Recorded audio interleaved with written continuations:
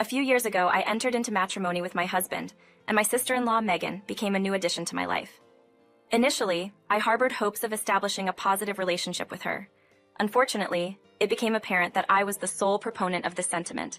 Megan exhibited an attitude of condescension towards me, seemingly valuing my presence solely for financial reasons. The stark revelation of Megan's true feelings occurred during a phone conversation when she callously informed me that she had control of my bank book. Her words implied that my wealth was essentially hers to use as she pleased, dismissing any notion of my financial autonomy. Frustrated, I asserted that my assets were unequivocally mine, prompting Megan to dismissively laugh off my conviction. Following this incident, I deemed reconciliation with Megan impossible and contemplated ways to retaliate. When I decided to implement my plan, Megan boldly asserted that, as a member of their family, I should consider everything I possessed as belonging to the family as a whole. This assertion left me dumbfounded, and I attempted to argue against it, emphasizing that I had purchased a car using my bank book. Megan, in her apparent triumph, boasted about her control over the bank book. However, seizing an opportunity during her moment of elation, I conceded the bank book and its contents, acknowledging her claim. Surprisingly, Megan retorted, insisting that I needed to relinquish my supposed ownership. Confused, I questioned her rationale, and she arrogantly pointed out that the bank book was in my name. Capitalizing on her inadvertent admission, I revealed that my name was Samantha, not the one in the bank book, and proceeded to unravel the backstory of my marriage to Walter. I explained the challenges faced by my mother-in-law in managing a metal processing business, and how my concern for her well-being led to the misunderstanding with Megan. I discovered that the two office workers had left the company after getting married. Additionally, the company faced challenges in recruiting new clerks, and there was a lack of clarity regarding the hiring policy. Recognizing this, I decided to offer a suggestion, drawing on my prior administrative experience. I expressed my willingness to provide support in any way possible, and my mother-in-law's expression brightened as she welcomed the idea. She assured me of appropriate compensation for my assistance. Encouraged by this conversation, I actively engaged in a supporting role within my father-in-law's company. My administrative skills were swiftly put to use, and my contributions were greatly appreciated. My husband, always considerate, expressed concern about potential stress from balancing household chores and work. However, I assured him that I intended to continue until a new clerk was hired, given the positive working environment. One day, my mother-in-law, in a moment of forgetfulness, mentioned that she needed to go to the post office but was preoccupied. Seizing the opportunity, I offered to go in her stead. During her brief absence, my sister-in-law Megan unexpectedly visited the office. Her warm greeting belied an ulterior motive, and she inquired about my employment status and compensation. I disclosed that I was receiving a minimal salary for my administrative role, a decision made for smoother tax and internal management purposes. Megan's interest seemed to peak at this point. Abruptly, she asked if I could share part of my salary with her. Confused, I questioned her intentions, and she clarified that she wanted me to give her a portion of my earnings. Taken aback, I hesitated, and Megan insisted on the request. Noticing a small safe on the table, she assumed it contained the money and reached for it. Panicking, I explained that the safe held important funds for the company, and it wasn't personal money. However, Megan, undeterred, argued that since the company belonged to our father, borrowing a bit of the money shouldn't be an issue. Despite my attempts to dissuade her, Megan persisted, forcibly opening the safe and taking out several bills. "I'll be taking this, give it back." "How am I supposed to explain this to everyone?" "That's your problem, and I'm sure you'll figure it out. Goodbye." Whistling, Megan made her exit. I stood there in shock, watching her leave the office. While I couldn't determine the exact amount, I didn't think she took that much. Right, I need to check what's left. As I referenced the ledger, I checked the contents of the safe. I was short $220. Megan took two $60 bills and three $17 bills. My heart raced as I quickly pulled out my wallet to check inside. However, there were only a few $10 bills. This isn't nearly enough. What should I do? Frustrated and desperate to remedy the situation, I felt lost. I considered telling my mother-in-law the truth, but the potential backlash and resentment from Megan made me hesitate. Fear of being targeted for revenge held me back from confessing everything. With no solutions in sight, my mother-in-law returned from shopping. "I'm back, Samantha. You seem down. Are you feeling okay?" She expressed concern for me. "Mother-in-law, there's something I need to tell you." I began steeling myself to reveal what had transpired. "You don't need to apologize. Megan has caused trouble multiple times before. It's been difficult handling her. I'm sorry she put you through this. About the money Megan took. If it could be deducted from my salary, I'd appreciate it." "Don't worry about it. I'll handle it as her mother, but I have a small request for you. The request was that when Megan comes to the office next time to record her voice. The method was simple. Use a smartphone or a digital recorder to ensure the atmosphere and conversation of the place were recorded. But why is such a recording necessary? Megan is an adult now. I believe she needs proper sanctions for what she did. Indeed, that's true. But to ensure she doesn't make wrong moves in the future, we need to show her the significance and impact of her actions. After the conversation, I decided to always wear a PX recorder. A week later, while the mother-in-law was out, Megan appeared in the office again.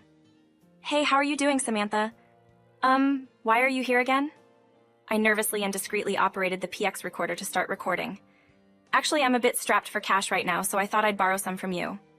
I'm definitely not lending you money. Why? You lent it before, didn't you? That was you taking it without permission, but you managed to cover for it later, didn't you? That's because I couldn't say that I had informed the mother-in-law about what happened.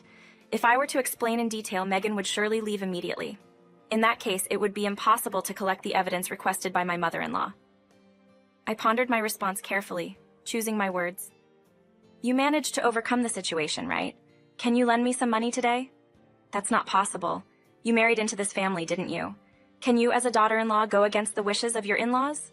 Her irrational argument surprised me. Well, enough with the excuses. Just hand over the key to the safe. Megan angrily slammed the desk. After the resounding noise, I heard my mother-in-law's footsteps from outside. What are you doing, Megan? Megan's eyes widened in shock. Oh, Mom, you haven't found a proper job, and on top of that, you're asking for money from your sister-in-law. Aren't you even a bit ashamed of your actions? Well, that's... What exactly are you thinking, Megan? Quit bugging me. I may not have a regular job, but I'm working part-time. I'm managing well at your age, still depending on part-time jobs for a living. Are you not embarrassed that your friends have established careers, gotten married, and started families? While you're still.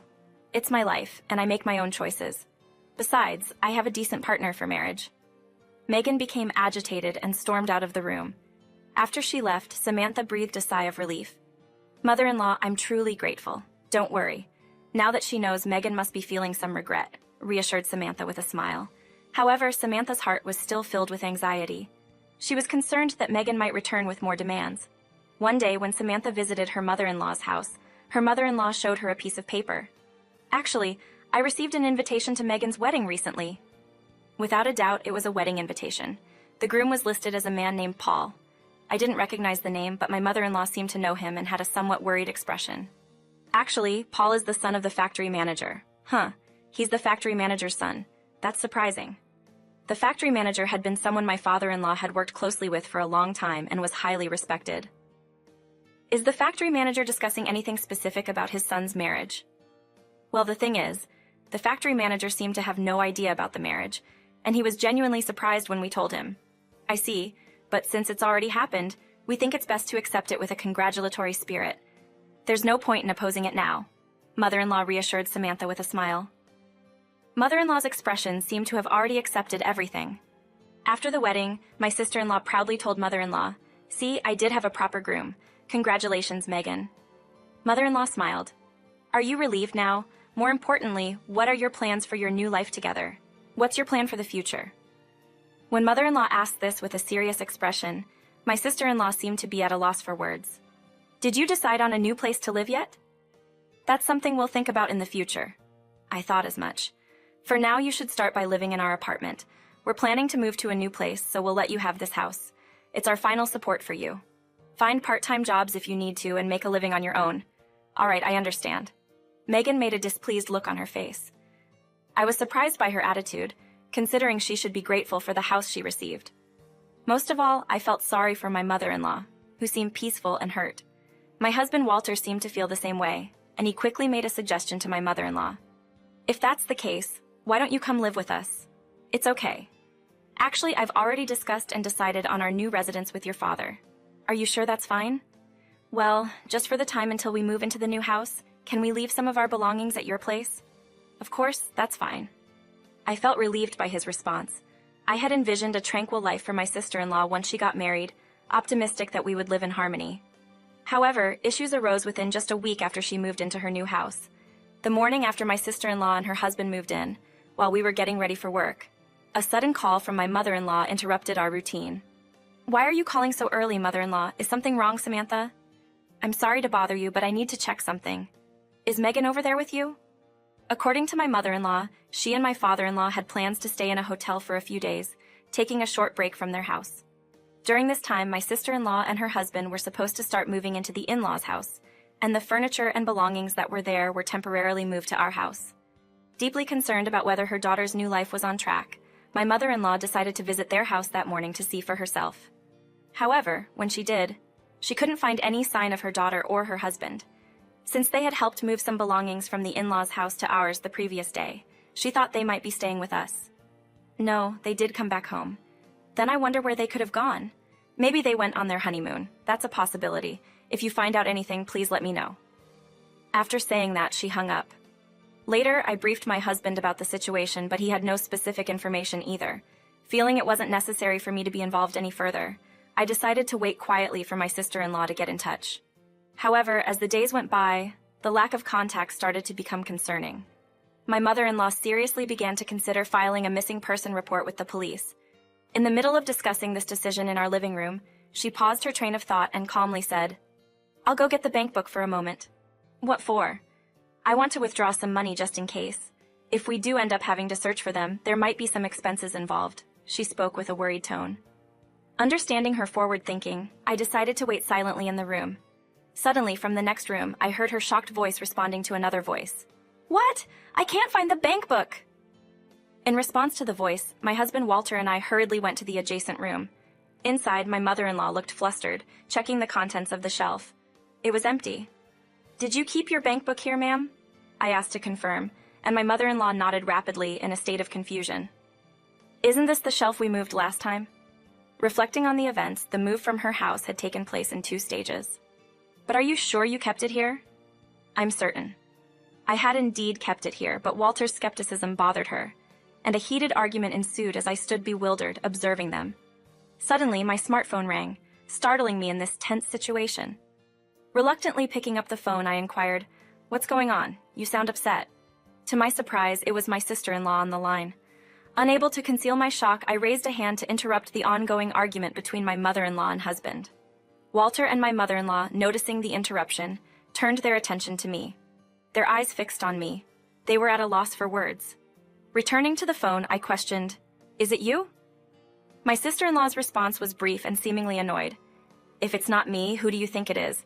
Where are you? We've been genuinely worried about you." Despite her casual dismissal of the question, I continued listening. She asserted that she had taken the bank book and used the money to buy a car, which was originally mine. Outraged by her self-centered remarks, I recounted the chaos unfolding at that moment. The bank book was missing, causing considerable trouble. My sister-in-law, seemingly shocked, asked, "Whose name is on that bank book?" I responded, "Could it be under my name?" She paused, and the sound of rummaging through belongings came from the other side of the call. She had mistakenly taken my bank book, thinking it was my mother-in-law's. However, more than a week had passed since Megan had the bank book, and it was likely that the money inside had already been withdrawn. In a flustered voice, Megan confirmed, "Wait, is this Mom's bank book?" Before I could react, my smartphone was snatched from my hand, and my mother-in-law, with an angered face, held it firmly. She had heard everything, including Megan's use of my bank book to buy a car. Outraged, she demanded an explanation. Megan, apologizing remorsefully, admitted to using company funds without permission and taking someone's bank book. The mother-in-law scolded her for their irresponsibility and insisted she come home immediately to explain. As the call continued, Megan's voice became frantic. A loud thud was heard in the background, and when questioned about her well-being, there was no response. After a few seconds, Megan's voice reached again, pleading for help at the convenience store parking lot. The call abruptly ended, leaving us to infer the situation. Megan had likely mistaken the gas for the brake while engrossed in the call. It appeared that she had driven the car into the convenience store shortly after the police reported Megan's car crashing into the store. Both Megan and her husband were in the car, luckily escaping serious injuries. However, the aftermath posed challenges. It became evident that my sister-in-law, Megan, did not have car insurance, resulting in the necessity to cover all repair costs out of pocket. The in-laws were furious, but to contain the situation, they rushed to fetch Megan immediately. Witnessing this, Megan's husband's parents couldn't conceal their anger, especially her husband's father, who, as the factory manager, directed harsh words at Megan. He questioned her entitlement, stating, Since you married into this family, do you think everything should just be provided for you? Ironically, these were the same words Megan had once said to me. Simply sharing the story with my mother-in-law wasn't the end of my retaliation. I made sure the manager, Megan's father-in-law, listened to a recording of Megan's words, leaving no room for denial. Subsequently, the manager issued even harsher words and ordered Megan and her husband to work diligently at the factory, surrendering all their earnings. Under the strict supervision of the manager, Megan and her husband had no choice but to comply. It seemed the best option for their financial situation. After these events, my in-laws returned home, closely monitoring Megan and her husband's daily lives. Working at the factory during the day, they lived under the watchful eyes of the in-laws after hours. Feeling the pressure from both ends, Megan ran into me at the factory, seeking help while in tears. Pleading, she said, "I'll do anything, please forgive me." I responded by asking her to work sincerely and repay the money she took from us. Witnessing Megan in such a desperate state, breaking down before me, evoked a mixture of satisfaction and sympathy. Her pitiable state, a result of her actions, was etched in my memory. Shifting gears, a significant change occurred in my life shortly afterward. I decided to resign from my administrative position upon learning about the office's hiring of new staff. Moreover, I discovered that I was pregnant. Wanting to focus on a new life with my baby and ensure sufficient rest, I embraced this turning point.